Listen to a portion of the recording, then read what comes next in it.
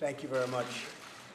We appreciate everybody for being here. It's a historic day for American steel, and most importantly, for American steel workers. Thanks especially to Secretary Wilbur Ross for helping to lead this critical effort. We've been working on it since I came to office and long before I came to office. We're going to fight for American workers and American-made steel, and that's beginning immediately. For decades, America has lost our jobs and our factories to unfair foreign trade, and one steel mill after another has been shut down, abandoned, and closed, and we're going to reverse that. Other countries have made a living taking advantage of the United States in so many ways, as you know, and I've been talking about that for a long time. As I traveled the country, I saw the shuttered factories and the shuttered dreams, and I pledged that I would take action. I think it's probably one of the primary reasons I'm sitting here today as president. And since the day I entered office, I have followed through on that pledge, big league, beginning with our withdrawal from the Trans-Pacific Partnership, which would have been a catastrophe for our businesses and for our workers. I'm very proud of that withdrawal. Some people say, oh, gee, I wish you didn't do that. But the smart people say, thank you, thank you, thank you. That would have been another NAFTA disaster. And NAFTA, believe me, was a disaster and continues to be a disaster for our country. On Tuesday, I signed an order to enforce the Buy American laws and stop foreign countries from stealing contracts from American companies and essentially from American workers. Today, I'm directing the Department of Commerce to immediately prioritize the investigation. It began yesterday and really long before that, because Wilbur and I have been working on this for a long time, into foreign steel arriving into our markets, and to submit a report on the effects of these foreign steel products on the national security of the United States. It's not just the pricing, it's not just employment. It also has to do with the national security of our country, which people never talk about. I talk about it. Maintaining the production of American steel is extremely important to our national security and our defense industrial base. Steel is critical to both our economy and our military. This is not an area where we can afford to become dependent on foreign countries. We have product where we actually need foreign countries to be nice to us in order to fight for our people. And that's not going to happen any longer, believe me, especially as it comes to steel. This investigation will look at how steel imports are impacting United States national security, taking into account foreign practices such as steel dumping. Dumping is a tremendous problem in this country.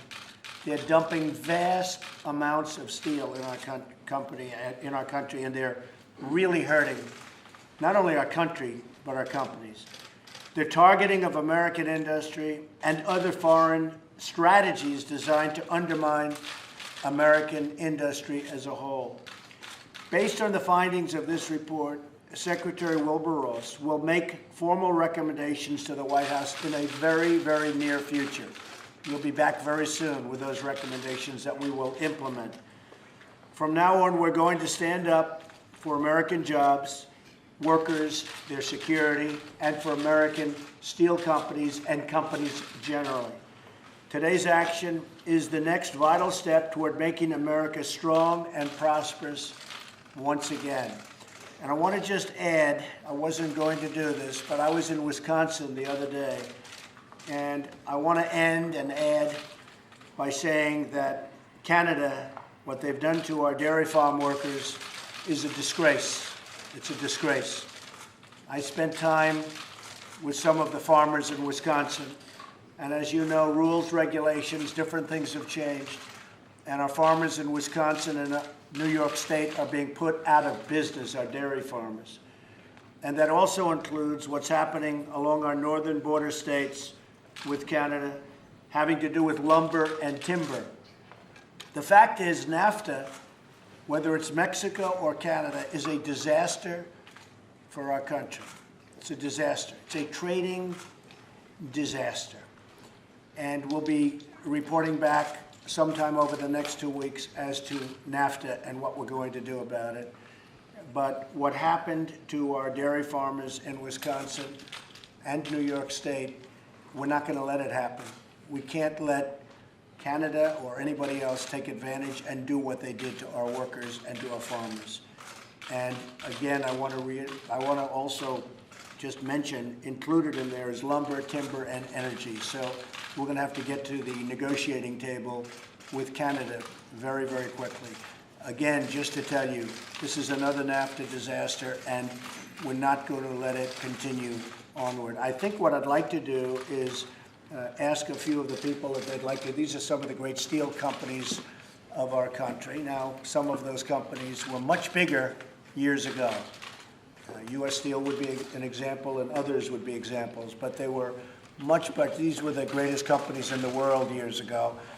And today they've been hurt, but they'll be great again, and they'll be great, I think, very soon. We're going to impose very, very strict regulations on unfair competition from the outside world. Perhaps I could ask the head of United States Steel to say a few words. My honor, Mr. President, Mr. Secretary, I think the signing of this executive order clearly demonstrates your understanding of the fundamental importance that our industry has, not just to the national economy, but to our national defense.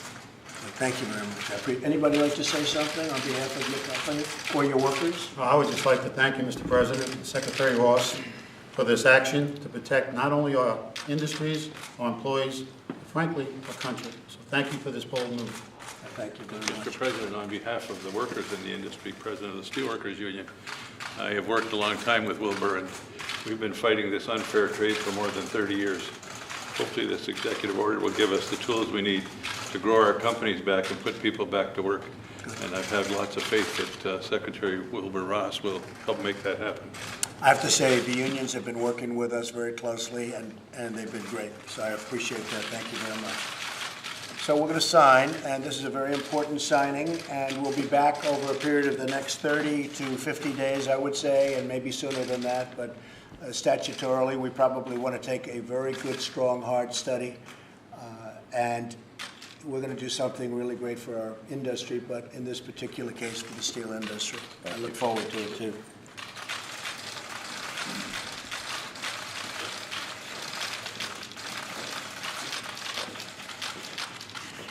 So should I give this pen to labor or to steel? That's the and I'm going to look at it. They're going to be a partnership. So how about we give it to the union for a change? Should we do that? Huh? Come on. We're all on the same. You treat us fairly. That's all. Okay, you treat us fairly. President, how does this affect your dealings with China on North Korea? Are you concerned with this rule that kind of all? Thank you. This has nothing to do with China. This has to do with worldwide, what's happening. The dumping problem is a worldwide problem. Thank you, press. Thank you, guys. Thank you, everybody.